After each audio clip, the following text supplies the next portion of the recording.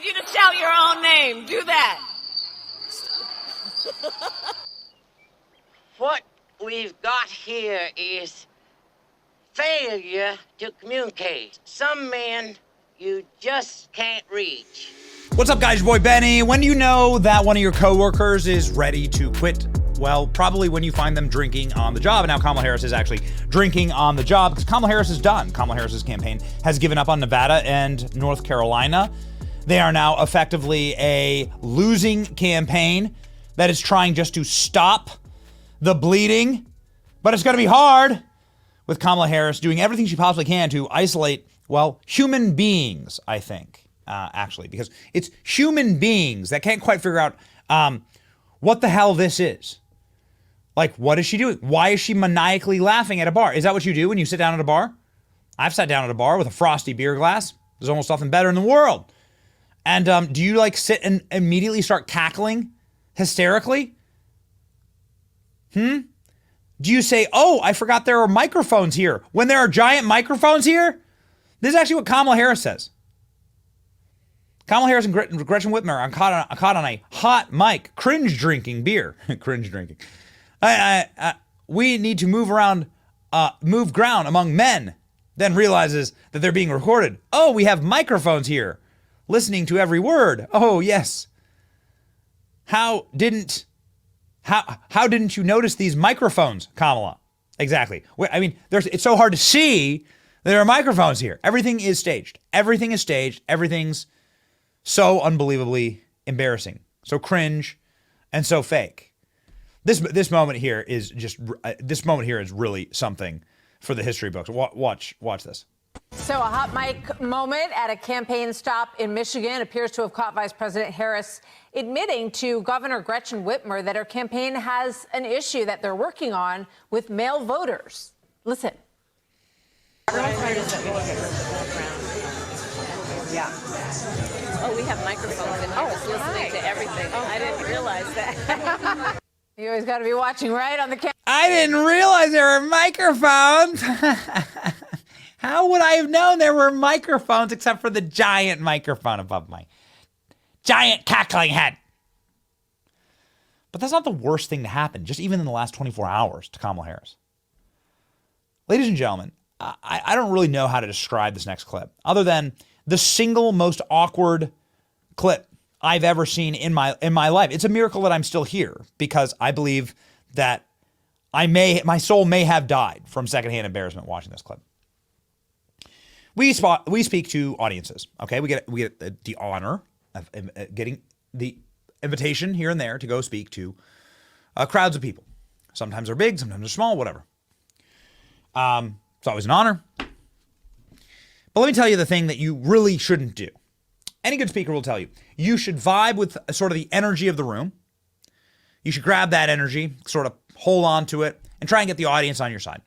The last thing you want to do is cringe the audience to death and make them feel awkward to even be in the same room as you. But somehow Kamala Harris was able to do this with some of her deepest sycophants. Here we go, ladies and gentlemen. Watch Kamala Harris with a crowd of people chanting her name in the single most awkward political rally moment in American history. Here we go. Okay. All right. Chanting your name. Everything's good? Okay, now I want each of you to shout your own name. Do that. Because it's about all of us. It's about all of us. And listen, I have fought my whole career to put the people first. Let's break this down. So there's, hundreds, thousands of people chanting your name. Are these people actual Kamala fans? Are they getting paid? Did they get a free pack of cigarettes and a Chick-fil-A sandwich to come there today?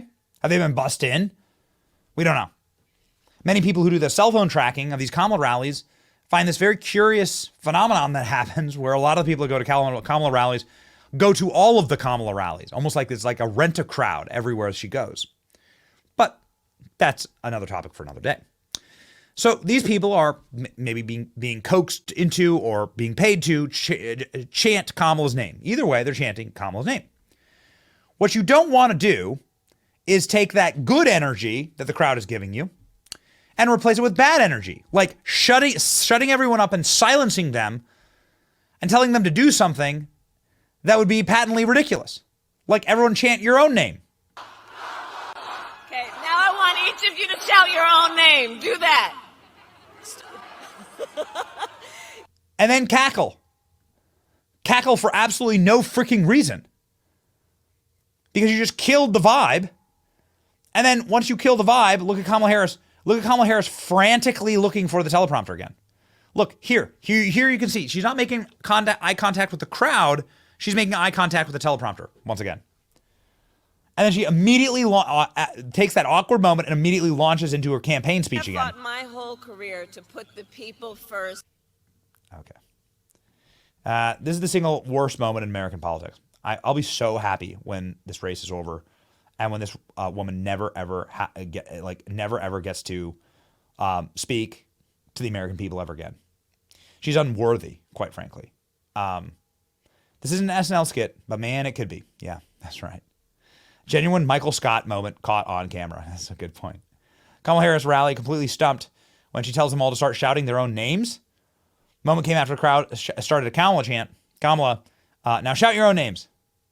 Crowd silent. It just keeps getting more awkward. First off, how small is Kamala Harris? Look at her next to Michelle Obama. How embarrassing for all, how embarrassing for everybody involved in all of this. She can't do anything naturally or normally. Here's Kamala Harris touring a factory. Remember, she's supposed to be in charge. She's going to be in charge of the world's largest economy. She's touring a factory, and she has to be lectured like a kindergartner, not touch things. Here is actually a harvested U-rod where we actually do grow it. So this is what it looks like when it comes out of our process of that. Do not touch it. Do not. Yes. I'm glad I So please do not touch any of the And I will touch very it. sharp. Very Yes. sharp. Yes, Okay. very sharp. Okay, and So shiny. with that being said, Don't touch it, crazy lady. Don't touch anything. Kamala Harris can't help but embarrass and humiliate herself every time she's given the chance, even in friendly interviews. It does suggest that your momentum has slowed. Do you feel like the race is slipping away? I do not. And actually, and I agree with you. I think certainly polling is a measure, but to be frank, if I'd listened to polls, I would have never run for my first or second office. I wouldn't be here talking with you. And what I am seeing are in states such as South Carolina, North Carolina. She doesn't even know the states. She doesn't even know, like, there's 7 swing states. She can't even name them. When asked about Donald Trump saying that she needs a cognitive test, her response is to stare and giggle into the camera. It's probably like actually the number one thing you shouldn't do when asked, do you need a cognitive test? Are you low IQ? Joe Rogan, and he called you, Madam Vice President, a very low IQ person and said, I think she needs to take a cognitive test. I think Kamala should have a test because there's something missing. There's something wrong with her. Would you take a cognitive test? Sure. Look at her response. Her response is that. Her response is to like creepily stare through the plastic surgery into the camera and go, okay. At least you didn't use any fake accents. So, part of what we have to help people understand is don't think you're in Donald Trump's club. You're not. Right. He's not going to be thinking about you. You think he's having you over for dinner? Don't think you in Donald Trump's club. You not. He not going to be thinking about you.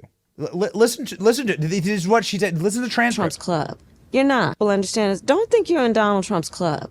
You're not. Right. Club. He's not going to be thinking about He not going to be thinking about you. You think he's I'm out, man. I'm out. She can't even do like a Shannon Sharp podcast. She can't do a Shannon Sharp podcast. She can't survive that. She can't survive a CBS interview, and now Joe Rogan putting her on blast. Saying the Kamala Harris campaign is not passed on doing the podcast. They offered to do it Tuesday, but I would have to travel to her, and they only wanted to do 1 hour, so they're trying to put limitations on Joe Rogan. They're cowards. I strongly feel it'd be the best to do it in the studio in Austin. It's my sincere wish to have a nice conversation, get to know her as a human being, Joe Rogan being nice, but calling Kamala Harris a coward. There's no fixing this, right? There's no fixing this.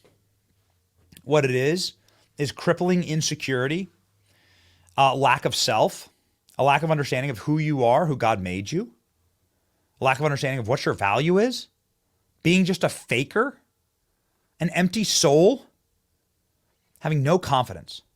That's what this is. And it's extremely painful to watch. And it's certainly something that Kamala Harris should deal with and fix in her life, because it's a horrible way to go through life like that. But it's way worse to have somebody like that as your leader. And so we must prevent that. Get out and vote, ladies and gentlemen. Save this country, okay? This is not an insecure country for insecure people. This is a country for alphas who are able to handle a Joe Rogan podcast, okay? It's your boy Benny. Like, share, and subscribe. See ya.